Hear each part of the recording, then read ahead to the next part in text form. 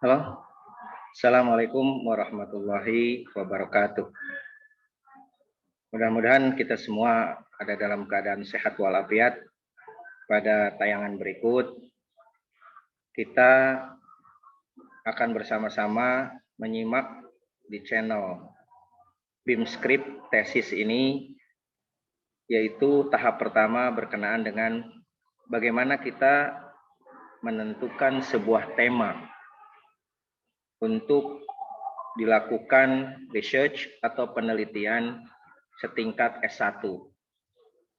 Pada bagiannya, tentunya tahap yang paling utama adalah bagaimana kita mampu mengangkat fenomena yang ada menjadi sebuah tema yang kita pahami dan mudah nanti diselesaikan di akhir studi kita.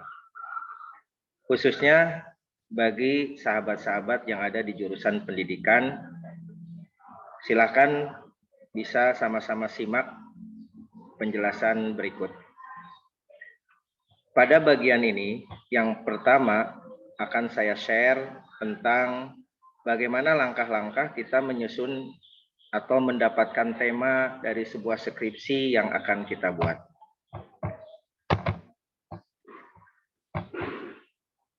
Di layar Anda menyaksikan, Anda lihat di layar, judul menentukan tema skripsi jurusan pendidikan. Saya sendiri sebagai praktisi pendidikan mengucapkan sama-sama kita bergabung di channel ini. Mudah-mudahan ada manfaatnya bagi kita semua.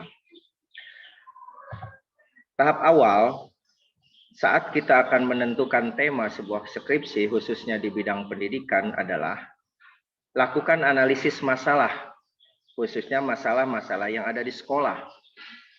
Kita berpikir sejenak tentang apa saja sih yang ada di sekolah itu, sehingga sekolah ini terselenggara pendidikan.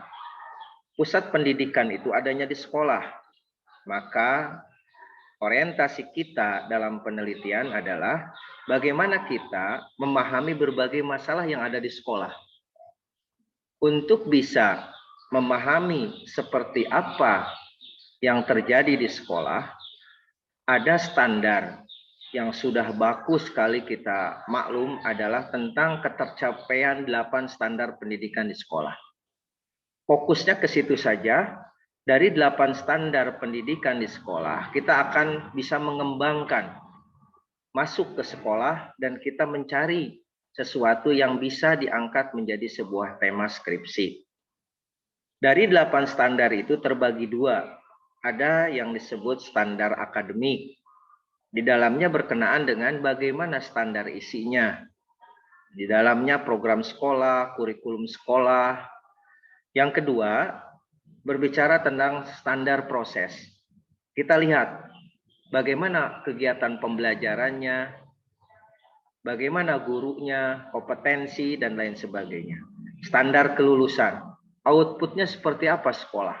Ini yang akan kita lihat, sehingga itu adalah sesuatu yang menarik menjadi masalah yang diangkat menjadi sebuah bahan penelitian. Boleh juga ke standar penilaian. Kemudian jika kita memang memungkinkan, kita bisa lihat dari sistem manajerial yang ada. Khususnya yang 4 standar yang tersisa dari yang 4 tadi, yaitu standar pengelolaan, standar tenaga kependidikan, standar sarana dan prasarana, dan yang terakhir adalah standar pembiayaan.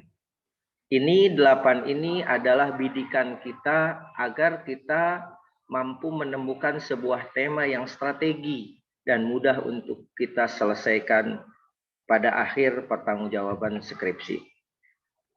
Langkah kedua adalah tentukan satu standar saja yang kita banyak paham atau mudah didalaminya. Kalau yang pertama tadi kita mencoba menganalisis seluruh 8 standar, karena kita bergeser ini menemukan tema, maka beralih ke pemikiran kedua, tentukan dari 8 itu kira-kira kita akan mengarah ke standar mana. Bisa aja kalau kita seorang guru yang memang sangat kompeten di bidang pembelajaran, kita lari ke sebuah standar proses misalnya.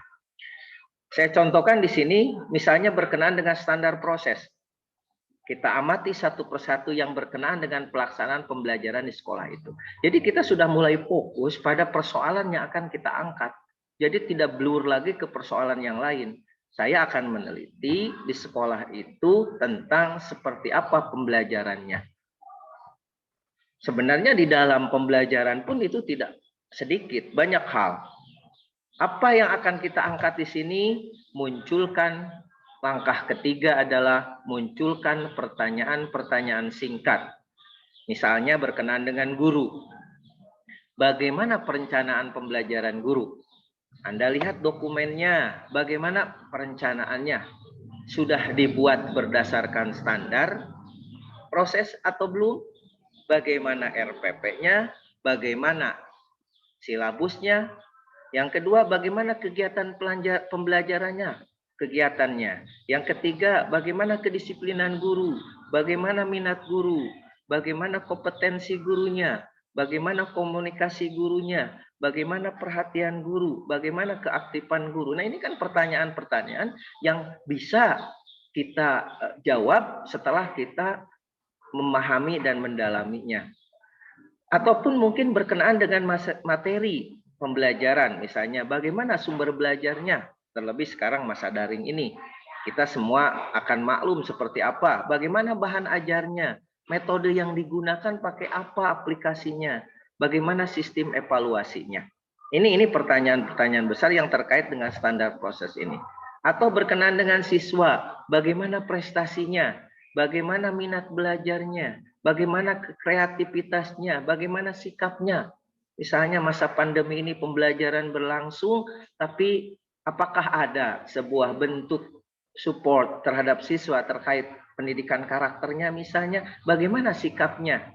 Setelah kita memahami ini, maka kita akan lakukan tahap keempat, lakukan survei, observasi, wawancara awal, ataupun analisis dokumen yang ada, relevansinya dengan masalah yang sudah kita prediksi.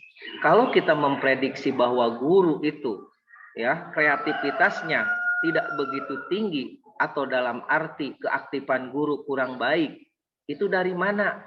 Kita lihat dokumen absennya.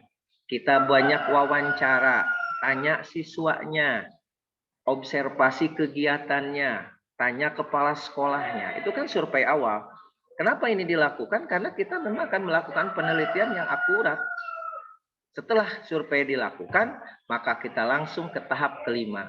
Pilih masalah yang dianggap paling penting untuk dilakukan riset.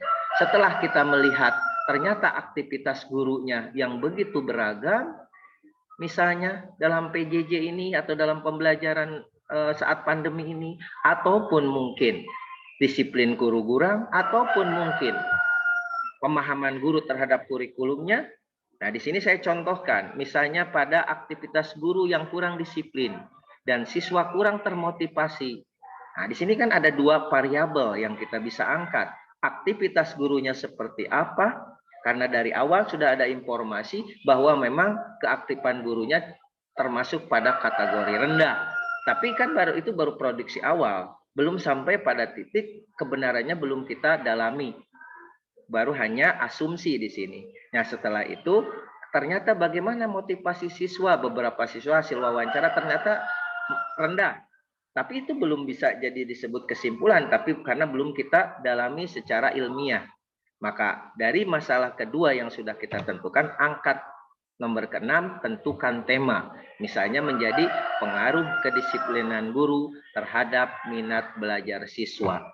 Jadi dari hasil analisis 8 standar tadi, kemudian kita pilih satu pada standar proses, fokuskan pada kedisiplinan guru dan juga kepada minat belajar siswa, maka kita sampai pada titik sebuah tema pengaruh kedisiplinan guru terhadap minat belajar siswa. Nah, itu bisa kita angkat menjadi sebuah tema dan kita koreksi melalui latar belakangnya dan insya Allah kita coba ajukan. Itulah langkah-langkah yang dapat kita lakukan ketika kita akan menentukan tema di sebuah skripsi.